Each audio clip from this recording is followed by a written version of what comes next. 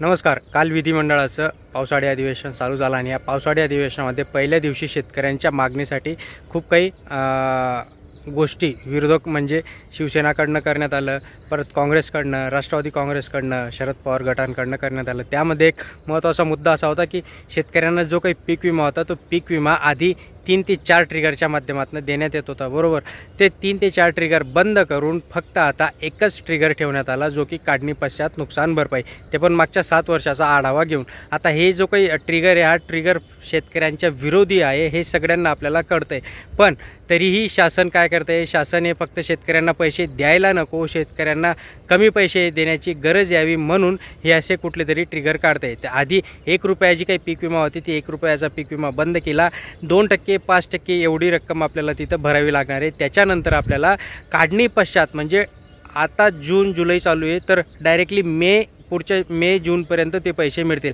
सुरुवातीला मस्त अग्रिम मिळत होता किंवा मध्येच काहीतरी नैसर्गिक आपत्ती आली तेही पैसे मिळत होते, ते सगळं बंद करून ह्या शासनाने शेतकरी विरोधी पीक विमा योजना आणून शेतकऱ्यांना डुबवण्याचा, शेतकऱ्यांनी खालीच म्हणजे शेतकऱ्यांनी मरायलाच पाहिजे, शेतकऱ्यांचं काही भलं व्हायला नाही पाहिजे असा हा पीक कापणी प्रयोगाच्या आधारावर सुरू केला आणि त्यावरनं गदारोळ झाला।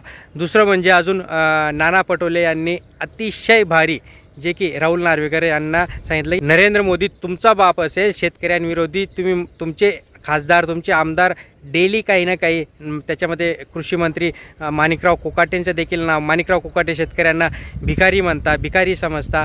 त्यातल्या त्यात मागच्या आठवड्यात शेतकऱ्यांना तुमच्या पायातली चप्पल, तुमचं बूट हे सगळं तुमच्या बापाने म्हणजे नरेंद्र मोदीने दिले, PM किसानचे 6,000 याच्यावरनं देखील झाला गदारोळ आणि म्हटलं की नरेंद्र मोदी तुमचा बाप असेल, शेतकरी हा सगळ्यांचा बाप आहे, शेतकरी हा राजा आहे, शेतकरी कोणाचा 1 रुपयाचा आडलेला नसतो, उलट शेतकरी दान धर्म करत आजपर्यंत इथपर्यंत आला। ह्या सगळ्या गोष्टी झाल्या। फक्त यांनी जे काही मराठी आंदोलन चालू आहे त्या मराठी आंदोलनामुळे 2 पक्ष एकत्र यायला पाहिजे, ते म्हणजे शिवसेना आणि उद्धव ठाकरे राज ठाकरे यांनी जर एकत्र आलं तर नक्कीच महाराष्ट्रामध्ये काहीतरी एक वेगळं समीकरण जुळून येईल। त्यासाठी आपल्या सगळ्यांना सपोर्ट करायचा।